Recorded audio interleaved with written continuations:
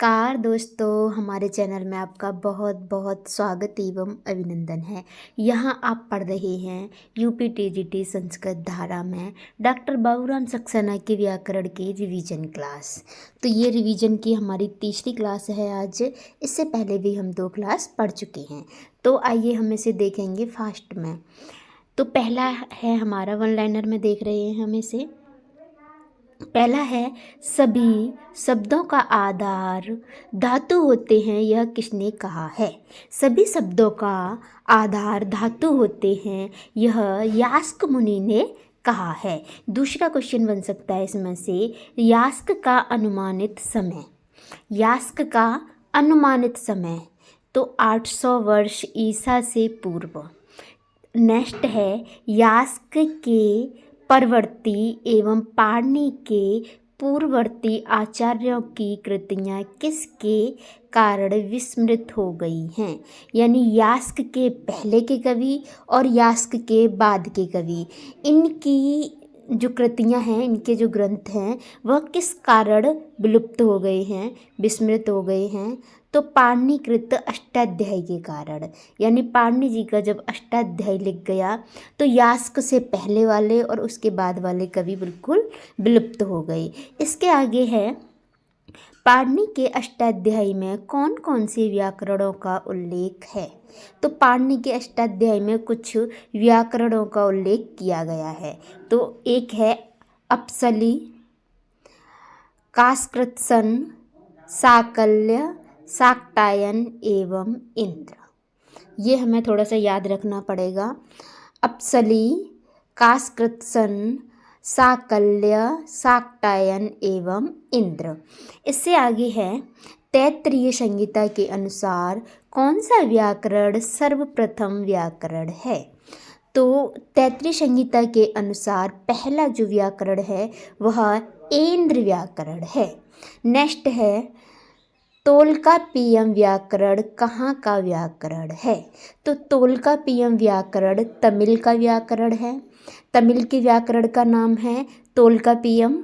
Next है doctor वर्नेल ने तोल्काप्पियम एवं ऐन्द्र व्याकरण में समानता किस कारण दिखलाई।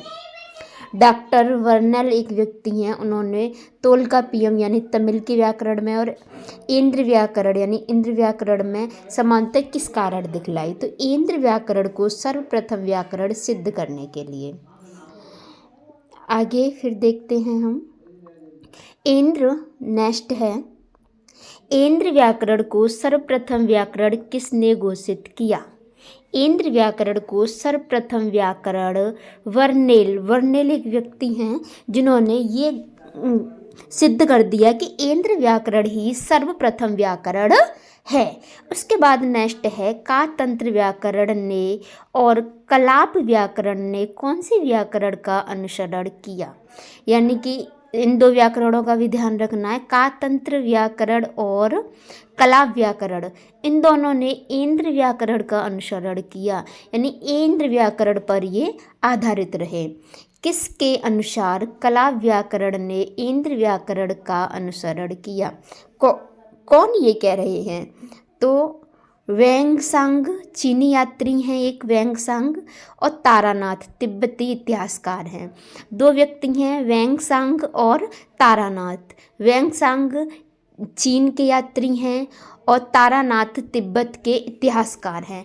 इन दोनों ने कहा है कि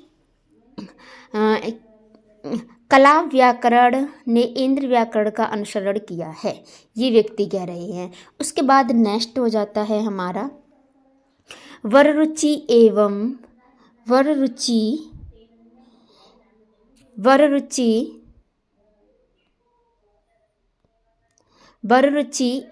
व्याणी किस व्याकरण संप्रदाय के थे। वररुचि और व्याणी ये ऐन्द्र व्याकरण के हैं। नेक्स्ट है ऐन्द्र व्याकरण की कौन सी विशेषता है। तो यह व्याकरण पाणिनि की अष्टाध्यायी की तरह जटिल और प्रौढ़ नहीं था। यानी ये कह सकते हैं कि पाणिनि व्याकरण थोड़ा सा कठिन है, जटिल है, क्योंकि इसमें सूत्र हैं। लेकिन ऐन्द्र व्याकरण इससे थोड़ा इजी था, थोड़ा सरल था। इसके बाद ऐन्द्र के बाद और अष्टाध्यायी से पहले लगभग कितने संप्रदाय रहे होंगे? तो ये कह रहे हैं कि 2 संप्रदाय रहे होंगे ऐन्द्र व्याकरण के बाद और अष्टाध्यायी से पहले, यानी इन दोनों ऐन्द्र और अष्टाध्यायी इनके बीच में 2 संप्रदाय और रहे होंगे। नेक्स्ट देखते हैं आगे, ये हमारी थोड़ी फास्ट रिवीजन क्लास है। आगे है अष्टाध्यायीकृत पाणिनि का समय।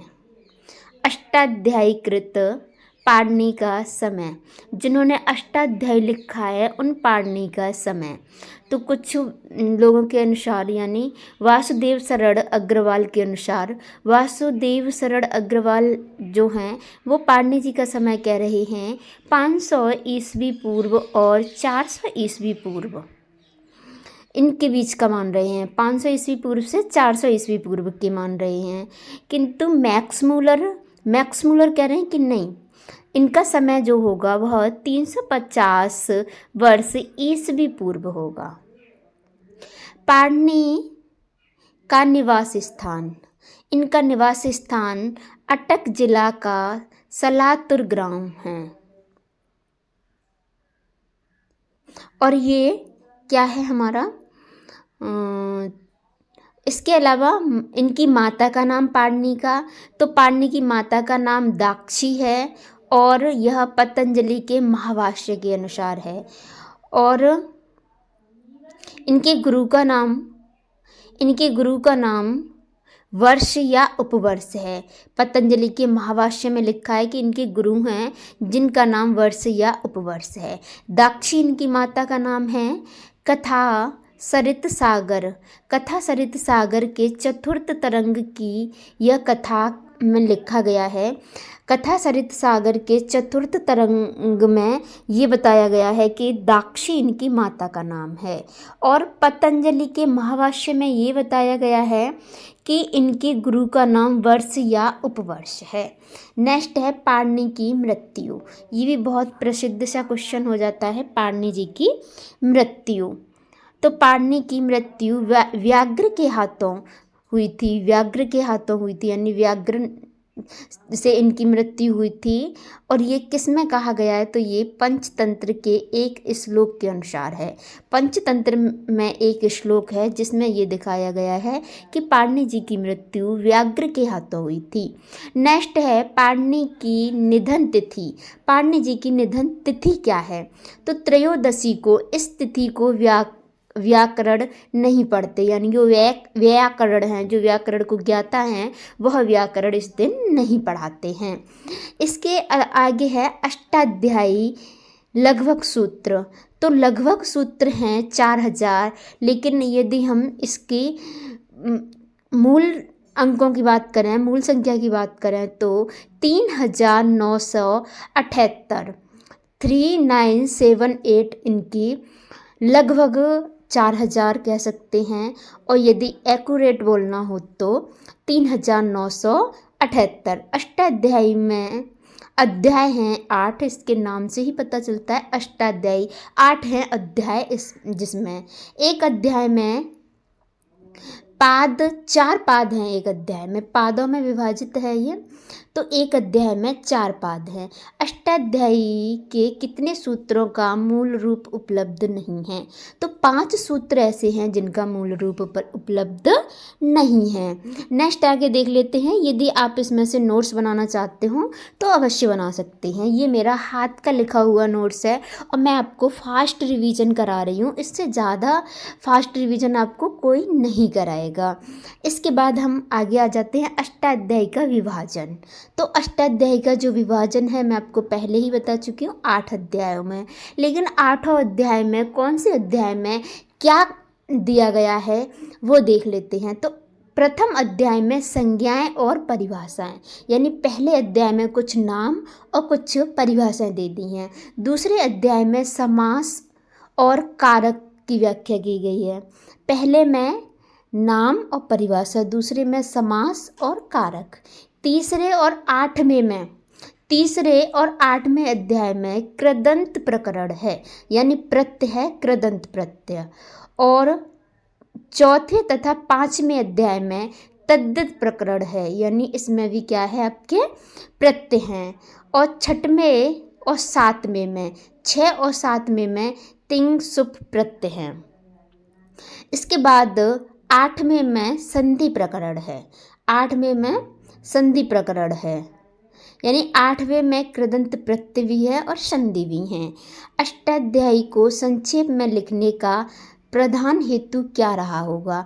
तो कंठस्थ करना, लेखन सामग्री का अभाव इत्यादि हो सकते हैं, क्योंकि जब छोटी चीज़ होगी तो उसे याद करना, पहले कंठस्थ प्रक्रिया चलती थी कि कंठस्थ कराया जाता था, याद कराया जाता था, और उस समय थोड़ा सामग्रियों का भी अभाव था। इसके बाद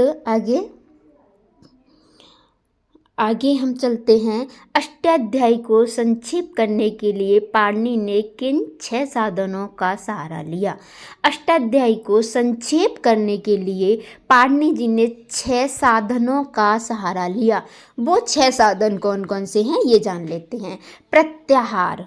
प्रत्याहार आप जानते ही हो, प्रत्याहार क्या है, यानी कि पहला और लास्ट में अक्षर लेकर के उसमें बहुत सारी चीज़ें समाहित कर देना। अनुबंध, गढ़, संज्ञाएं, अनुवृत्ति और जगह जगह कई सूत्रों के लागू होने वाले स्थानों के लिए पूर्वत्रासिद्धम, सदृश्य, नियमोस परिभाषाओं की स्थापना की है।